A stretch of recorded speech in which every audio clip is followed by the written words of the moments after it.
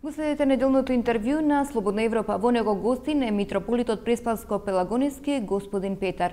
Дадо Петар, постојано се истакнува преголемата блискост меѓу државата и црквата. Дали ваквиот однос е на штета на авторитетот на црквата?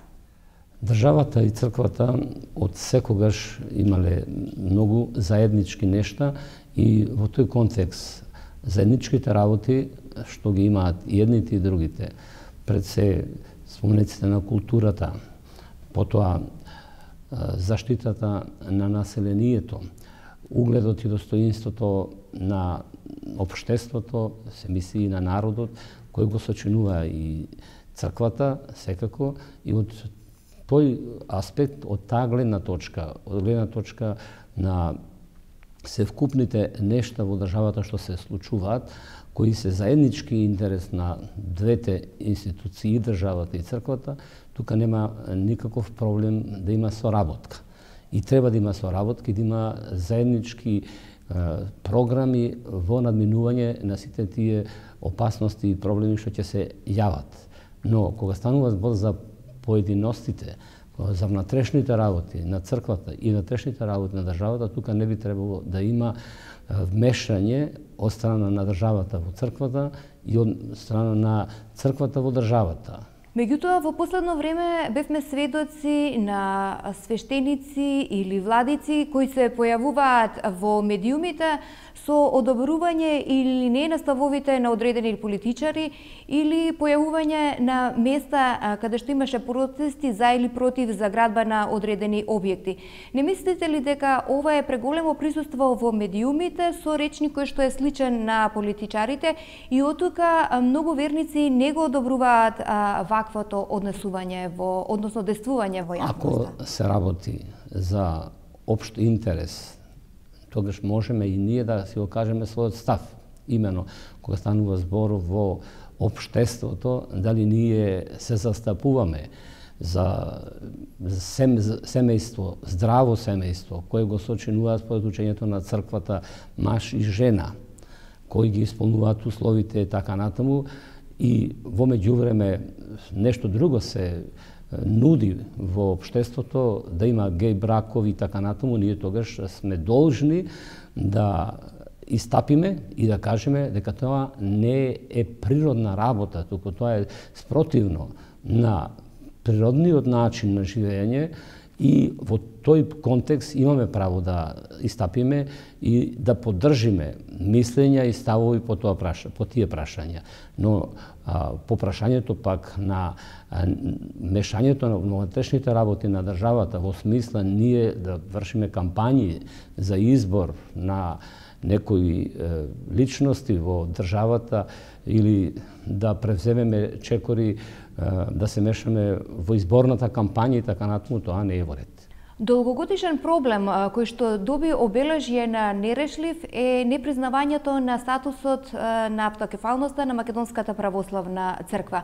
Но во момент е дека активно учество ќе земе Руската православна црква, која најавува посредништво меѓу Македонската и православна црква за надминување на спорот. Дали и колку во овие релации всушност е инволвирана политиката? Мислам дека ова прашање, решавањето на статусот на Македонската православна црква може да се реши со посредништво на некоја друга црква, во конкретен случај, како што нагласивте, Руската православна црква, зашто од досегашното искуство што го имаме, се гледа дека Српската православна црква не покажа ни доволно интерес, ниту пак соодветна љубов за надминување на овој спор, сметајќи кај некои кругови од врвот на Српската православна црква, дека овие простори некогаш кои припаѓале на Србија, треба повторно да се случи да припаднат таму и мислам тоа е последната идеја нивна за она што не сакаат некои да дозволат да се даде юрисдикција на Македонската православна црква како самостојна црква, односно да се реши нејзиниот статус како што е и статусот на другите цркви во окружувањето, во соседството. Непосредно пред истекувањето на рокот за ослободување на Вранишковски се отворија многу дилеми дека е направен некаков договор. Дали Вранишковски е дел од некаков договор, ние да го ослободиме Вранишковски, а тие да го признаат статусот на Македонската православна црква? Јас не мислам дека станува збор за некаков договор, но знаеме дека тоа беше товар за општеството, товар и за Македонската православна црква, зашто постојано бевме напаѓани и ние како црква и државата како држава, дека тој е како еден вид политички затворени без да има никаква вина. Вистината е сосема поинаку, судовите се независни и во Македонија како и во другите држави, така натаму. Ние тежнееме за влез во Европа и мораме да имаме судство како што промовира и бара од нас Европа, и тука нема дилема околу тоа дека тој е во затвор заради обвиненија кои се докажани и така натаму. Но од друга страна пак желбата наша беше да не се нанесува поголема штета и на црквата и на општеството во Македонија, обвинувајќи нас дека е извршен на некој начин политички линч врз споменатиот човек и дека тој лежи во затвор невино. Но очигледно дека со ова ние како црква покажуваме милост кон една личност, под услов тој да престане повеќе да врши напади и да се однесува неодговорно кон црквата и да ја клевети и најнепристојно да се однесува со своите искази и така натаму, се разбира и да престане и да омалуважува и државата, општеството. Дали е воопшто реално прашањето за автокефалноста на Македонската православна црква да го решаваат црквите, кога прашањето со автокефалноста е поврзано со прашањето со името на државата? Црквите го решавале статусот на автокефалноста, макар што во нашиот контекст не треба тоа така да се гледа, како што се гледа за случај, во случај на ново формирани цркви. Ние сме црква која на овие простори македонски постои уште од времето на светите апостоли, на светиот апостол Павле, зашто е можно јасно дека тука проповедал уште светиот апостол Павле и од тогаш постои црквата христијанска па и православна континуирано преку сите тие институции што биле во времето на Јустинијана прима црквата автокефална, во времето од Свети Климента наваму црквата Охридската архиепископија и така натаму, а ние сме Македонската црква, всушност обновена Охридска архиепископија со име Македонска православна црква, и сега во тој контекст имаат право да помогнат во разрешувањето на статусот и државата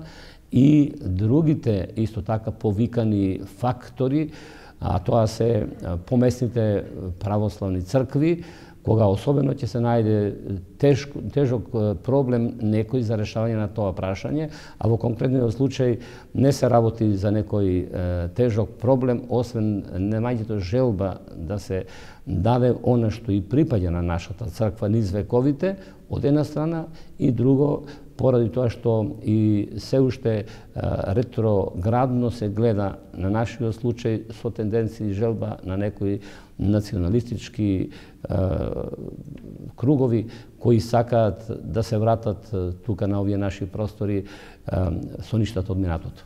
Каква ќе биде судбината на ПОА по ослободувањето на Вранишковски? Дали таа ќе биде легализирана? ПОА не може да биде црква во Македонија. Ни според државниот устав, ни според црковниот устав. Единствена црква православна во Македонија е Македонската православна црква како правно лице, така што и ние дури епархиите и црковните општини кои беа правни лица во Македонија и регистрирани како правни лица, и тоа ни се одзеде тоа право. Така што овде во Македонија ќе има само една црква. Тоа е Македонската православна црква. Како би било и што би значило тоа да се регистрира овдека некоја паралелна црква, како што прескоро слушнавме дури па и некоја си албанска црква, и утре ќе се бара нормално и бугарска црква, па грчка, па српска, па влашка и така натаму, и тогаш овдека ќе биде една ситуација на простете на изласна каша попара. Ви благодарам на разговорот. Го следевте неделното интервју на Слободна Европа. До гледање.